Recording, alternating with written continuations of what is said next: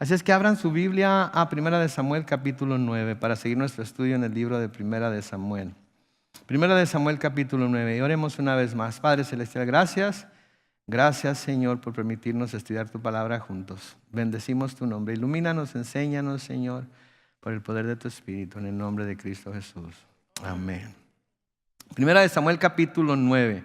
Estamos haciendo una transición en el estudio de Primera de Samuel. Estamos pasando de lo que fue la historia de Samuel, lo que fue, cómo nació él, en dónde nació, sus padres, cómo lo dejaron en el templo o cómo lo dejaron en Silo, en donde estaba el tabernáculo para que sirviera bajo la dirección del sacerdote Elí, cómo fue enseñado por él, cómo subió hasta llegar al punto en el cual era era el vidente, como le vamos a ver que se le llamaba hoy, o profeta, o era aquel que era el hombre de Dios, que llevaba la voz de Dios, que llevaba la palabra de Dios a las personas que la necesitaban. Era también lo que se llamaba como un sacerdote, un profeta en circuito que iba de ciudad en ciudad para precisamente ministrar a la gente y por medio de la gente ministrar al Señor Dios, ¿verdad? Presentando sacrificios, etcétera, etcétera, como lo vamos a ver que va a hacer hoy. Y también llegamos al punto en el capítulo 8 en donde el pueblo de Israel quiere ser como el resto de las naciones que lo rodean y quieren tener rey. Le dicen a Samuel, ¿sabes qué, Samuel? Que queremos tener un rey que nos gobierne, queremos tener un rey que salga a luchar por nosotros y vaya y nos proteja, y queremos un rey que nos gobierne y tenga esa autoridad sobre nosotros. Y se acuerdan ustedes, Samuel se enojó mucho, ¿verdad? Samuel se enojó mucho porque para él el rey de Israel era ¿quién? Era Jehová, ¿verdad? Y el pueblo de Israel como que lo reconocía como rey, pero ahora estaba pidiendo que básicamente alguien que no fuera Jehová los gobernara. Triste, ¿no creen? El pueblo de Dios, aquellos que son escogidos por Dios, que de repente decidan que no quieren ser gobernados por Dios y van a ser gobernados por su propia carne, van a ser gobernados por sus propios deseos o van a ser gobernados por su propia inteligencia. No van a dejar que Dios haga lo que Él quiere hacer en sus vidas, sino que ellos van a tomar cartas en el asunto y van a hacer lo que quieren hacer porque las cosas que Dios les pide que hagan quizás sean muy difíciles. Entonces, si ustedes se acuerdan, Samuel no se dio la tarea de buscar a alguien para que fuera rey. Nunca dijo, ok, pues entonces voy a buscar a alguien que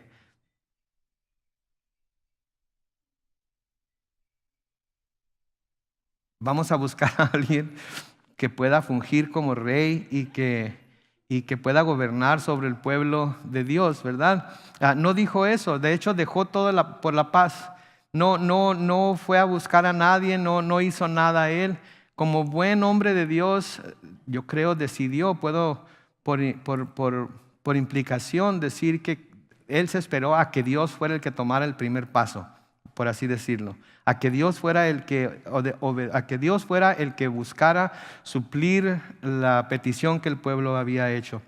Y hoy en el capítulo 9 es precisamente lo que vamos a ver. Es el principio de la elección del primer rey de Israel y cómo fue que fue elegido. Así es que ahí en el capítulo 9 de Primera de Samuel, comenzando con el versículo 1, dice, había un benjaminita, que quiere decir que era de la tribu de Benjamín, la tribu más pequeña de Benjamín. Si ustedes se acuerdan, durante nuestro estudio del libro de Jueces miramos el crimen tan grande que se cometió por la tribu de Benjamín, y todos los israelitas fueron y hicieron guerra contra ellos y acabaron con básicamente toda la tribu, ¿verdad? Entonces no nada más era así como decir somos la tribu más pequeña, sino que de hecho se convirtió en la tribu más pequeña por aquel pecado que cometieron.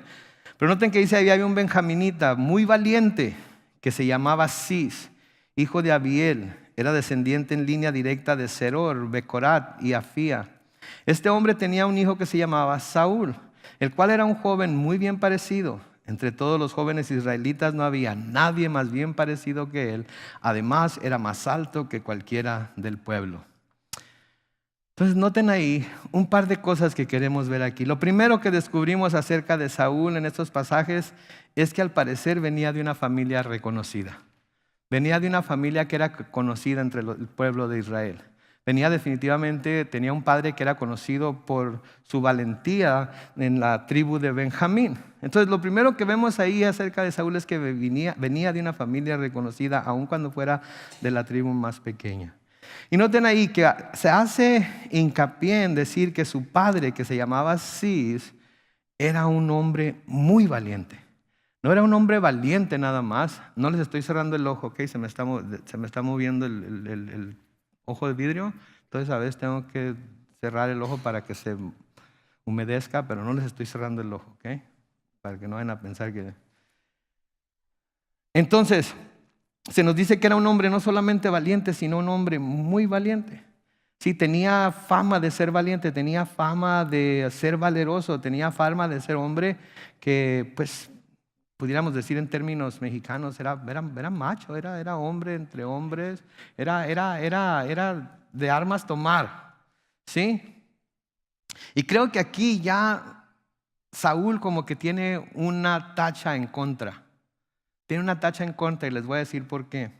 Yo soy hijo mayor del hijo mayor, ¿sí? Yo soy hijo mayor del hijo mayor. Y siempre que hacía algo bueno, siempre decía la gente, pues claro, es hijo de Manuel Alvarado, ¿qué más se puede esperar de él? Y les digo una cosa, que a mí llegó a caerme muy mal el hecho de que dijeran que era hijo de Manuel Alvarado y que porque era hijo de Manuel Alvarado yo tenía ciertas características que mi papá tenía. Y les digo algo, no es justo para los muchachos, especialmente los que somos muchachos, estoy hablando, ¿verdad? Mayores en una familia, cuando la gente espera que nosotros seamos exactamente como nuestros padres, como nuestro papá.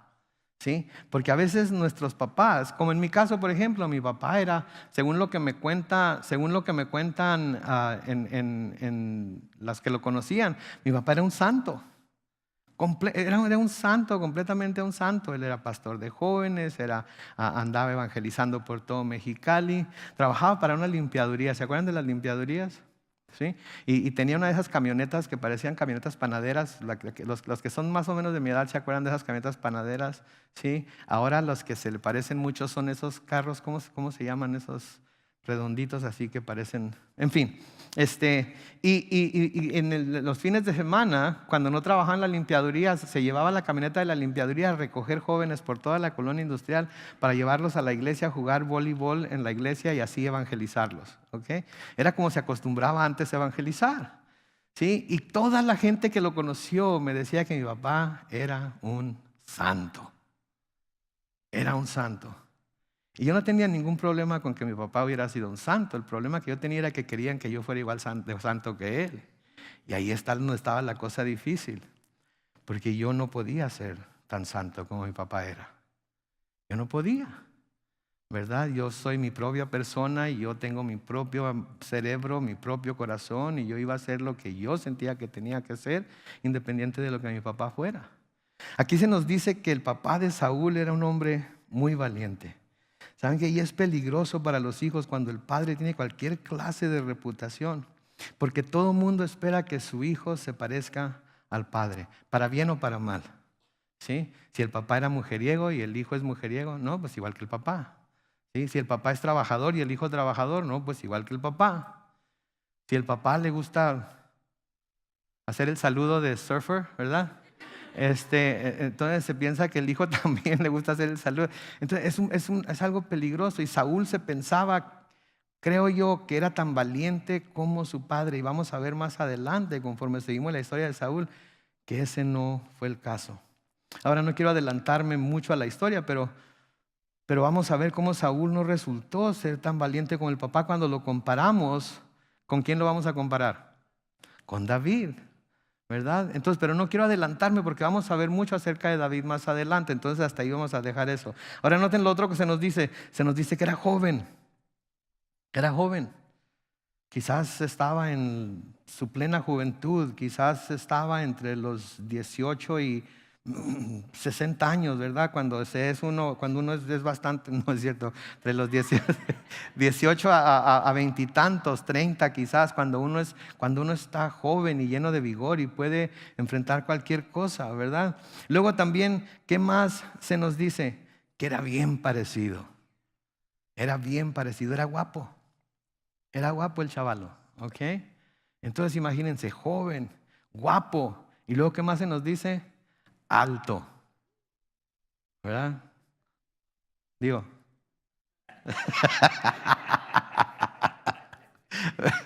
¿verdad? Digo, más o menos acá es la camada, ¿verdad? Ahora, pónganse a pensar, en la Reina Valera 60, ¿sí? Se nos dice que era de hombros arriba sobre todos los demás israelitas. En otras palabras, todos los demás le llegaban al hombro. Donde quiera que él caminaba podía ser visto, porque todos los demás le llegaban al hombro nada más. ¿Sí? Ahora, si van a Israel un día van a ver que los israelitas no son así muy, que digamos, muy altos. Entonces, no hubiera sido una gran hazaña, ¿verdad? Ser más alto que más alto que todos los demás. Pero en fin, se nos está diciendo aquí todo lo bueno que él tenía, ¿sí? Entonces era joven, era bien parecido, era alto, venía de una familia conocida, su padre era conocido por su valentía. Así es que yo creo que si se anduviera buscando, si Samuel hubiera andado buscando un candidato perfecto para el puesto de rey, yo creo que Saúl quedaría bien, ¿no es cierto? Saúl iba a quedar bastante bien para ponerse como rey. Claro, humanamente hablando, porque eso es lo que la humanidad busca. ¿Sí? Tenemos, por ejemplo, ¿cuántos han visto el show American Idol? ¿Algunos han visto? ¿Sí? ¿Lo han visto? Sí. Los que no levantaron la mano están echando mentiras porque les da vergüenza decir que sí lo vieron. La Voz, ¿qué tal La Voz? Oh, sí, oh, no, esa que ni qué, ¿verdad? ¿Se fijan ustedes que están buscando no solamente que tengan talento, que tengan una buena voz, sino que también están buscando algo que pueda venderse, una imagen que pueda venderse? Todo eso cuenta, todo eso es parte del paquete, ¿sí? Y cuando encuentran a alguien así, tratan de agarrarlo, tratan de tomarlo y convertirlo en lo que ellos quieren convertirlo. Entonces, si hubiéramos buscado un candidato para ser el rey de Israel, creo que Saúl era el perfecto candidato. Ahora, algo digno de mencionar es que en la descripción que se ha dado de Saúl, ¿qué es lo que no se menciona acerca de él? ¿Mande? Nada espiritual. No se dice que era un gran hombre de Dios, no se dice que era un hombre que buscaba a Dios, no se dice que era un hombre dado a las cosas de Dios. Todo lo que se dice de Saúl eran puras cosas carnales, puras cosas que tenían que ver con lo terrenal.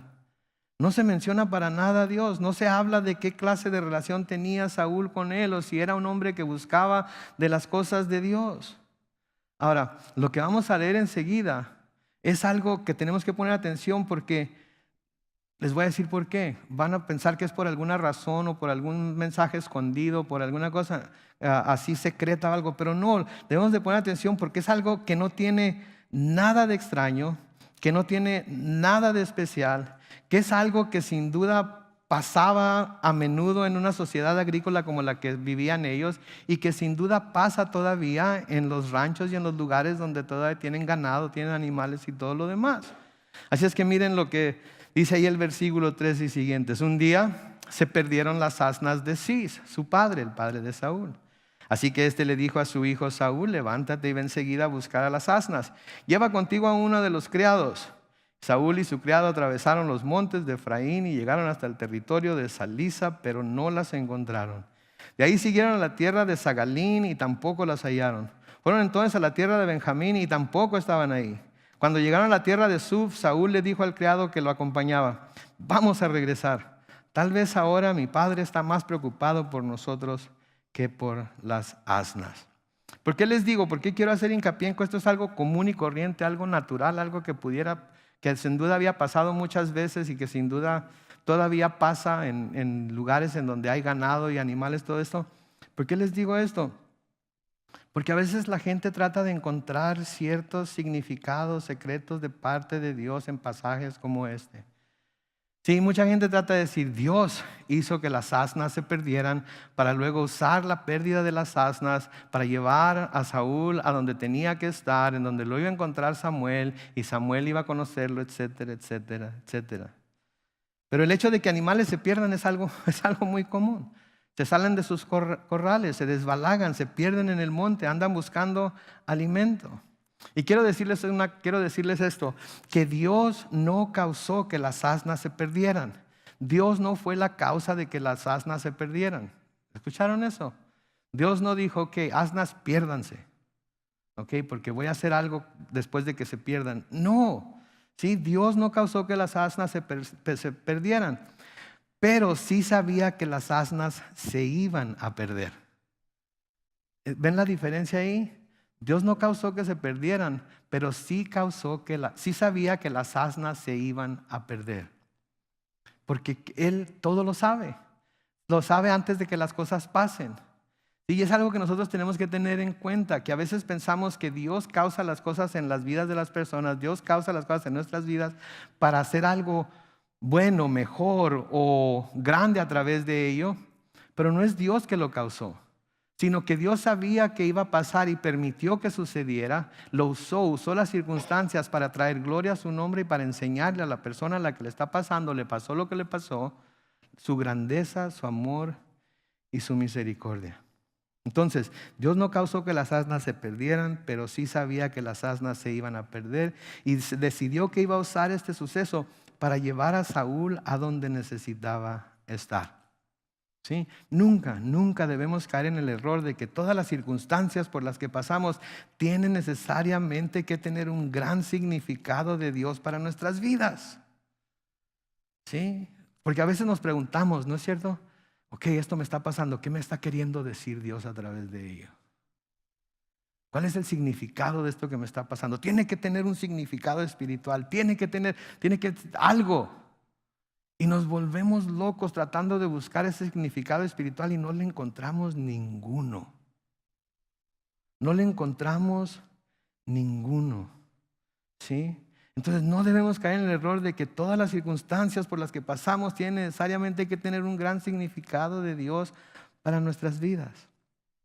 Pero del otro lado de la moneda, no debemos ignorar que Dios usa las circunstancias de nuestra vida para cumplir sus propósitos. Por ejemplo, la enfermedad de mi esposa.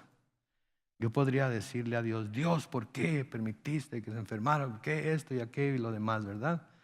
Pero ella ha estado luchando con esta enfermedad desde hace mucho tiempo. Ahorita, por lo que sabemos, no tiene cáncer, ¿ok? No es cáncer lo que tiene, no sabemos qué será, pero no es cáncer. Pero yo podría decir a Dios, ¿pero por qué? Y esto y aquello. Dios no lo causó. Ahora, ¿sabía Dios que iba a sufrir esta enfermedad? Desde luego que sabía que iba a sufrir esta enfermedad, pero Él no lo causó. Pero Él la está usando para ponernos a nosotros en una situación en la cual tenemos que confiar completamente en Él. En donde nos hemos llegado al final de nosotros mismos, hemos llegado al final de lo que nosotros podemos hacer y ahora tenemos que dejárselo a Dios. Y a menudo eso es lo que sucede, pero no porque Dios lo cause. Sí, no porque Dios lo cause, solamente porque Él sabía que iba a suceder no quiere decir que Él lo causó. Sabe que van a suceder las cosas y usa esas cosas para guiarnos, para dirigirnos, pero Él no las causa. Entonces no debemos nunca ignorar que Dios usa las circunstancias de nuestra vida para cumplir sus propósitos, ¿sí? Porque Dios a menudo va a usar las circunstancias en nuestra vida de la misma manera que usó la pérdida de las asnas para llevar a Saúl a donde tenía que estar. Okay. Y yo sé que le di así una vuelta así medio loca toda la cosa, pero es porque no quiero que pensemos que porque nunca han oído Dios está en control. ¿Qué quiere decir eso? Que Dios, para mí lo que quiere decir es que Dios lo va piloteando todo. Dios lo va piloteando todo y Dios está haciendo, Él va moviendo todo. Es como un titeretero que todo lo está haciendo como Él quiere hacerlo. Y si Él está haciendo las cosas como Él quiere hacerlo y nos pasan cosas malas como las que nos pasan, entonces Él es el que las causa. Y si Él es el que las causa, entonces no es un Dios bueno, amoroso, bondadoso, misericordioso. Pero porque sabe que van a suceder, toma las cosas que suceden y las usa en nuestra vida para dirigirnos y guiarnos a donde Él quiere que estemos. ¿Se entiende? ¿Se entiende lo que estoy tratando de decir? Entonces necesitamos siempre confiar en la bondad de Dios y en su capacidad para hacer que todas las cosas nos ayuden ¿a qué? Nos ayuden a bien. Tenemos que confiar en Él, porque eso es lo que nos dice Pablo en Romanos 8:28, ¿verdad? Ahora bien, ¿qué? Sabemos que Dios dispone todas las cosas para el bien de los que lo llaman, es decir, de los que Él ha llamado de acuerdo a su propósito. ¿Sí? Y ahí es en donde nosotros, cuando estamos en esas situaciones, es cuando tenemos la oportunidad de nosotros comprobar también que nuestra fe es esa fe que puede soltarlo todo y dejarlo en las manos de Dios y creer que Él tiene lo mejor en mente para nosotros, a pesar de que para nosotros lo que está pasando no es lo mejor en este momento. ¿Sí? Versículo 6, entonces dice, pero el criado le dijo, en esta ciudad hay un hombre de Dios a quien todos respetan, pues todo lo que él anuncia sucede sin falta. Vamos a verlo, tal vez nos dé alguna pista en cuanto al propósito de nuestro viaje. Ahora, sabemos cuál es el propósito de su viaje, ¿verdad? ¿Cuál es el propósito de su viaje? Encontrar las asnas. Entonces, ¿por qué dice el siervo aquí? Vamos a ver si él nos dice cuál es el propósito de nuestro viaje. ¿Saben por qué? Porque parece ser que el criado aquí percibió que había un propósito más allá que el de encontrar las asnas del padre de Saúl. El criado percibió que había un propósito. No puede ser que hayamos venido hasta donde hemos venido, que hayamos caminado todo lo que hemos caminado sin encontrar las asnas de tu padre, nada más así porque sí. Nada más. Tiene que haber un propósito. Ahora, ¿se acuerdan cuando les dije, a veces estamos preguntándonos cuál es el propósito de Dios? ¿Cuál es el propósito de Dios en esto? ¿Qué fue lo que sugirió que hicieran el siervo? Que fueran con el hombre de Dios para que el hombre de Dios hiciera ¿qué? Le preguntara a Dios, ¿verdad? Entonces, lo que debemos hacer, en vez de nosotros tratar de buscar el por qué, entonces, en vez de nosotros tratar de buscar cuál es el mensaje, en vez de nosotros tratar de encontrar cuál es el propósito, ¿por qué no vamos con Dios y le preguntamos cuál es el propósito? Buscamos su rostro. Y no nos levantamos, no nos quitamos de ahí, no dejamos de buscar, no dejamos de clamar, no dejamos de llamar hasta que el propósito sea revelado. ¿Cuál es el propósito en esto, Señor? ¿Ok? ¿Qué es lo que no qué es lo que me estás tratando de enseñar, sino a dónde me quieres llevar con esto? ¿A dónde quieres que yo llegue con esto? ¿Qué es lo que quieres que haga? Entonces parece ser que el criado percibió que había un propósito más allá de que ir a encontrar las asnas del padre de Saúl. Y noten que va con Samuel, no lo nombra como Samuel, pero sabe de alguien que está ahí, que puede ayudarles a encontrar el propósito de ese viaje. Y sabe que pueden ayudarles a encontrar el propósito de ese viaje por lo que se nos había dicho acerca de Samuel anteriormente. ¿Se acuerdan lo que se nos dice acerca de Samuel en 1 de Samuel capítulo 3? En 1 de Samuel capítulo 3, los versículos 19 y 20, y no van a estar poniendo los versículos en la pantalla, ok, lo vamos a hacer a la antigua hoy. Vamos a buscarlo en nuestra Biblia si lo queremos leer, o lo pueden apuntar y después verlo en casa. Pero lo que se nos dice de Samuel en 1 de Samuel 3, 19 y 20, se nos dice, Samuel creció y el Señor estaba con él y lo respaldaba en todo lo que decía. Y desde Dan hasta Berseba, el pueblo de Israel supo que Samuel era un fiel profeta del Señor. ¿Sí? Entonces el siervo de Saúl sabía de este vidente y sabía que las palabras que él hablaba eran como las palabras de Dios y que las palabras que él decía eran seguras y se cumplían como él decía. Entonces podemos ver que aun cuando no se nos da ninguna indicación aquí de que Saúl o su criado fueran hombres espirituales, cuando menos el criado pensó en ir a buscar a alguien que le pudiera ayudar para tener dirección en lo que tenían que hacer. Versículo 7 sigue diciendo, y Saúl le respondió, está bien, vamos, pero ¿qué podemos ofrecerle? Ya no tenemos pan en nuestras alforjas, ¿qué podemos llevarle a ese hombre de Dios? Este es otro punto importante porque en esos tiempos se acostumbraba que si se iba a ver al hombre que podía consultar a Dios por uno, ¿sí? Por respeto se le daba alguna ofrenda. ¿Sí? Por respeto se le daba algo a este hombre de Dios, pero de ninguna manera quiere decir que los profetas de Dios cobraran por su servicio. Los profetas de Dios no cobran por sus servicios. La iglesia de Dios no debe cobrar por sus servicios. Nadie les pidió un boleto a la entrada para ver si habían pagado su entrada o no. ¿Alguien pagó entrada? Nadie pagó entrada, ¿no es cierto?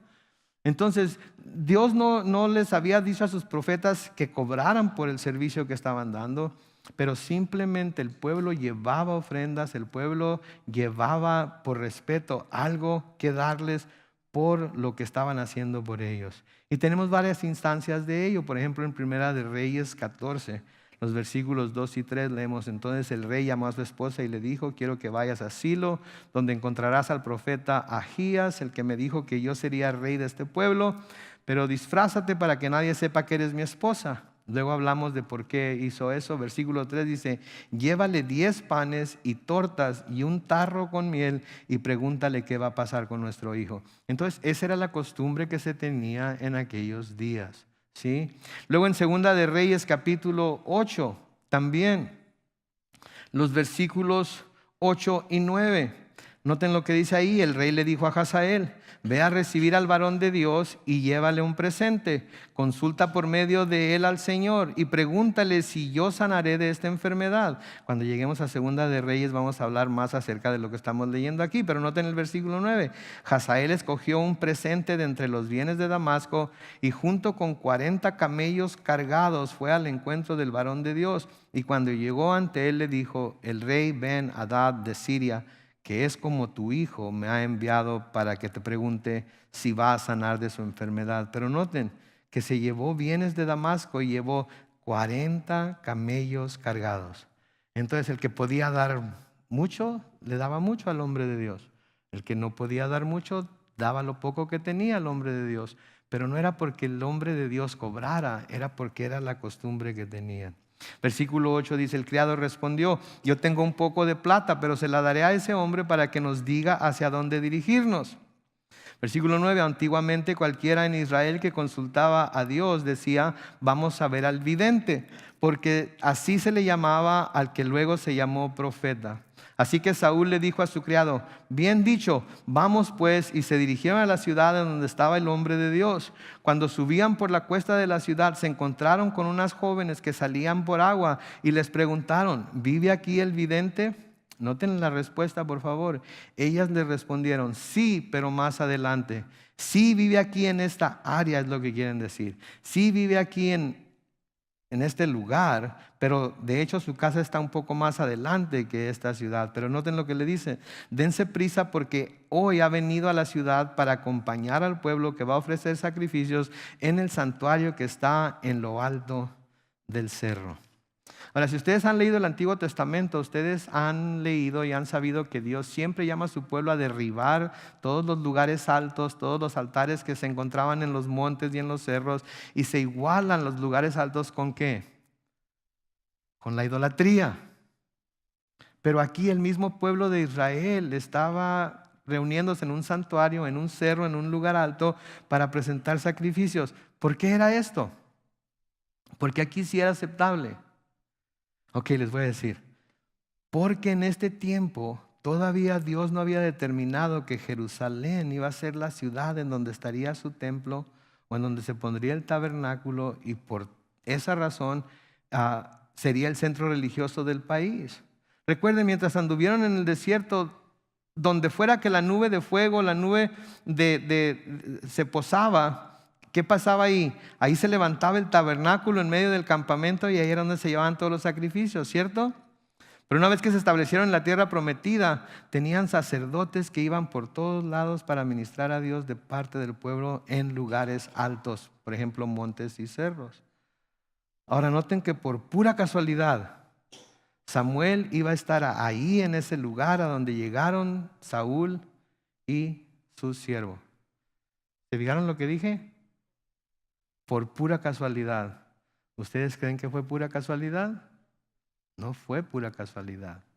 Dios sabía, de nuevo, Dios sabía que las asnas se iban a perder, y Dios sabía que Saúl iba a llegar a esta ciudad. Y Dios sabía también que Samuel iba a estar en esa ciudad ministrando a la gente. Y Dios permitió que esto sucediera. Pero de nuevo, Él no lo causó. No lo causó, lo permitió, lo supo de antemano y dejó que sucediera. Entonces llega Saúl a la ciudad, llega Samuel a la ciudad, y podemos ver entonces que las circunstancias por las que está pasando uno y las circunstancias por las que está pasando el otro los están llevando a cumplir con el propósito de Dios. Versículo 13, en cuanto entren a la ciudad lo van a ver, pero búsquenlo antes de que suba al santuario para el banquete, pues el pueblo no comerá hasta que él llegue, ya que él es quien bendice el sacrificio, y después de eso comen los invitados. Vayan ahora mismo y lo hallarán. Entonces Samuel era el que iba a bendecir el sacrificio, todo el pueblo se iba a reunir para comer del sacrificio, y ahora está llegando Saúl y su siervo a esas festividades que iban a tener. Versículo 14, ellos se dirigieron a la ciudad y cuando llegaron al centro, Samuel ya venía hacia ellos y en dirección al santuario del cerro. Pero el Señor ya había hablado con Samuel un día antes de que Saúl llegara y le había dicho: prepárate porque mañana a esta misma hora te enviaré a un joven benjaminita. Vas a consagrarlo como rey de mi pueblo Israel, pues él los va a salvar de los filisteos. El clamor de mi pueblo ha llegado a mis oídos y yo he puesto en ellos mis ojos. Noten, el Señor habló con Samuel. De un día antes estaba preparando el camino para lo que iba a suceder. Y le da a Samuel una señal exacta para que supiera a quién era el que iba a escoger.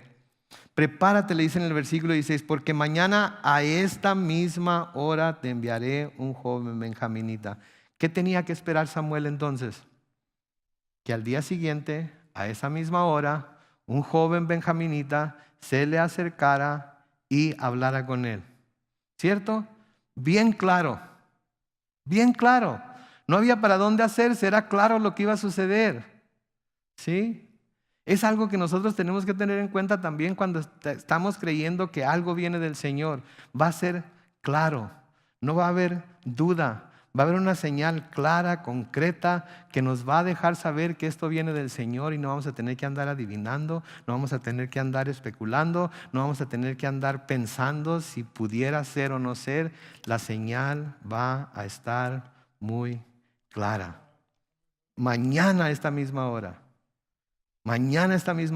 vas a encontrarte a ese joven benjaminita. Vas a consagrarlo como rey de mi pueblo Israel. Y luego noten que dice, pues él lo va a salvar de los filisteos. ¿Saben qué? Todos hemos leído la historia de Saúl y todos sabemos cómo terminó, ¿no es cierto? Y lo único que nos acordamos es de lo mal que terminó Saúl, ¿cierto? Pero Saúl hizo grandes hazañas por el Espíritu de Dios. Saúl hizo grandes cosas por el pueblo de Dios también. Y no debemos olvidar eso, ¿sí? Porque a veces nada más nos acordamos de lo malo que hace alguien. A veces nada más nos acordamos de lo malo que algo que le sucedió a alguien. De un mal ejemplo que dio. A veces nos acordamos, pero nunca nos acordamos de lo bueno que hizo. Nunca nos acordamos del fruto que tuvo. Nunca nos acordamos de los resultados de su entrega y su servicio. Y eso está muy mal también. Entonces va a salvar a los filisteos, a mi pueblo de los filisteos, porque el clamor de mi pueblo ha llegado a mis oídos y yo he puesto en ellos mis ojos. Versículo 17, en cuanto Samuel vio a Saúl, el Señor le dijo: este es el hombre de quien te hablé. Este es el que va a gobernar a mi pueblo. Ahora noten, Samuel tiene una relación personal con Dios. Samuel escucha la voz de Dios. Samuel atiende a las palabras de Dios. Por lo tanto, Dios le habla al oído lo que Él quiere que sepa. ¿Sí? ¿Se acuerdan los tiempos de los jueces? Cada uno hacía ¿qué? Lo que le parecía mejor. No buscaban a Dios, no escuchaban la voz de Dios. Y cuando Dios no es escuchado, ¿se acuerdan lo que hizo Dios? Dejó de hablar. Pero Samuel no, Samuel lo buscaba, Samuel tenía una relación con Él, por lo tanto Dios le habla al oído a Samuel porque Él quiere que sepa lo que está por hacer. Sí, es como por ejemplo los cristianos con la Biblia. Sí, los cristianos leemos la Biblia y la entendemos, ¿no es cierto? La entendemos. Dios nos habla a través de ella. Nos gozamos en lo que dice, aun cuando algunas de las cosas que dicen no son muy fáciles de recibir y pasar y aplicar, ¿no es cierto? Nos gozamos en lo que dice. ¿Sí? Nos deleitamos en estudiarla.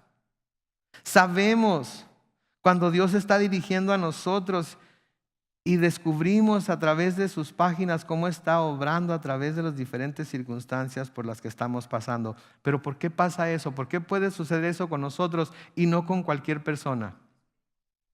por el Espíritu Santo. Porque los que hemos creído en Jesús hemos sido convertidos en gente espiritual y podemos poner lo espiritual con lo espiritual. ¿Sí? Pablo les escribe a los Corintios en 1 Corintios capítulo 2, versículos 12 al 16. Y nosotros no hemos recibido el espíritu del mundo, sino en el espíritu que proviene de Dios, para que entendamos lo que Dios nos ha dado, de lo cual también hablamos, pero no con palabras aprendidas de la sabiduría humana, sino con las que enseña el Espíritu, que explican las cosas espirituales con términos espirituales. Pero el hombre natural no percibe las cosas que son del Espíritu de Dios, porque para él son una locura, y tampoco las puede entender porque tienen que discernirse espiritualmente. En cambio, el hombre espiritual juzga todas las cosas, pero él no está sujeto al juicio de nadie, porque ¿quién conoció la mente del Señor? ¿O quién podrá instruirlo? Pero nosotros tenemos la mente de Cristo. Por eso entendemos las cosas espirituales, por eso entendemos las cosas del Espíritu, por eso nos gozamos en la palabra, por eso la escudriñamos y la buscamos cada mañana y cada noche y buscamos ser instruidos en ella. La gente que no tiene el Espíritu Santo de Dios abre la Biblia, lee una pequeña porción y luego ¿qué hace? No le entiendo nada, no sé de lo que está hablando, o se duerme, se queda dormida, se aburre. No puede leer la Biblia, no puede leer un capítulo entero de la Biblia porque está demasiado aburrido, no entiende de qué se trata, no sabe por qué se escribió. ¿Pero por qué? Porque se ha dicho que la Biblia es una carta de amor que Dios ha dirigido a sus hijos. Y si usted se encontrara una carta de un padre a un hijo allá afuera tirado en la calle y le empieza a leer, va a entender de dónde viene todo lo que está diciendo. No lo va a entender. Tiene que ser hijo de Dios. Si no se es hijo de Dios, si no se tiene el Espíritu de Dios, no se puede tener ese conocimiento de Dios. Ahora, Saúl, noten lo que sucede en el versículo 18. Y en cuanto Saúl vio que Samuel entraba en la ciudad, se acercó a él y le dijo: te ruego que me digas, ¿dónde vive el vidente? ¿Con quién estaba hablando? ¿Con el vidente? ¿Verdad? Pero ¿qué dice? Dime por favor en dónde vive el vidente. ¿Por qué? De nuevo, porque no hay esa relación con Dios. De nuevo, porque no hay esa intimidad con Dios. De nuevo, porque no hay esa comunicación con Dios como la tenía Saúl. Entonces, Saúl no le fue revelado nada. Sí, no le fue revelado quién era el hombre con el que debía hablar. Tuvo que preguntar y de nuevo, por pura coincidencia, se encontró como la primera persona que se encontró en la ciudad. ¿A quién? A Samuel. Obviamente que no es coincidencia, ¿verdad? Versículo 19 dice: y Samuel le respondió: yo soy el vidente, acompáñame al santuario allá arriba y come conmigo. Mañana cuando te vayas te diré todo lo que te está inquietando. Yo sé que hace 3 días se perdieron las asnas de tu padre, pero no te preocupes porque ya las encontraron. Ahora dime, ¿quién merece tener lo mejor que hay en Israel? Te lo voy a decir, lo merecen tú y la familia de tu padre. Noten, aquí Samuel le está dando a Saúl razones para que cuando llegue el momento de decirle todo lo que Dios tiene que decirle a él, Saúl pueda tener razones para creer en lo que Samuel está diciendo. ¿Cómo sabía Samuel que andaba buscando las asnas de su padre? ¿Cómo sabía Samuel que tenían 3 días buscándola? ¿Sí? ¿Cómo sabía Samuel todas esas cosas que solamente Saúl y sus siervos sabían? Entonces está preparando a Saúl para cuando se le diga lo que se le tiene que decir, lo pueda recibir. Y noten la pregunta que le hace: ¿quién merece tener lo mejor que hay en Israel? Te lo voy a decir, lo merecen tú y la familia de tu padre. ¿Se imaginan lo que ha de haber sentido Saúl? ¿Se imaginan lo que ha de haber pensado de repente? Como que, ¿todo lo mejor? ¿Yo y la familia de mi padre? Ahora noten lo que dice el versículo 21. Pero Saúl respondió: yo soy descendiente de Benjamín, que es la más pequeña de las tribus de Israel. ¿Por qué me dices estas cosas? Noten cómo se nota aquí un poco de humildad, ¿no es cierto? Pero ¿qué se nos había dicho ya? Ya se nos ha dicho que su familia era una familia bien conocida, aunque sí era de la tribu más pequeña de Israel, pero era bien conocida. Pero hay cierta humildad que muestra Saúl ahí. Entonces imagínense esto: joven, bien parecido, alto, un padre valiente y humilde. ¿Qué más se puede pedir para un rey? ¿No es cierto? ¿Qué más se puede pedir? Digo, ¿habrá alguien que tenga todas esas cualidades? ¿Habrá alguien que tenga todas esas cualidades en una sola persona? ¿Eh? Es difícil encontrarla, ¿verdad? Y vamos a ver cómo con el tiempo se va a revelar que todas esas cualidades no eran todo lo que parecían ser. Versículo 22 y siguientes dice: entonces Samuel tomó a Saúl y a su criado y lo llevó a la sala y les ofreció la cabecera de la mesa, aun cuando Samuel tenía 30 invitados más. Y luego le dijo al cocinero: trae la porción de carne que te dije que apartaras. El cocinero llevó la espaldilla y todo lo que iba con ella y la puso delante de Saúl. Y entonces Samuel le dijo: esto estaba reservado para ti, sírvete y come, pues se reservó para tu visita, ya que esperaba aún cuando todo el pueblo también estaba invitado. Y Saúl comió aquel día con Samuel. Y cuando bajaron del cerro, fueron a la ciudad y Samuel habló con Saúl en la azotea de la casa. Al día siguiente, noten, al despuntar el alba, Saúl estaba en la azotea, pero Samuel lo llamó y le dijo: levántate para que te despida. Saúl se levantó y ambos salieron. Y cuando se dirigían al otro lado de la ciudad, Samuel le pidió a Saúl que ordenara al criado adelantarse.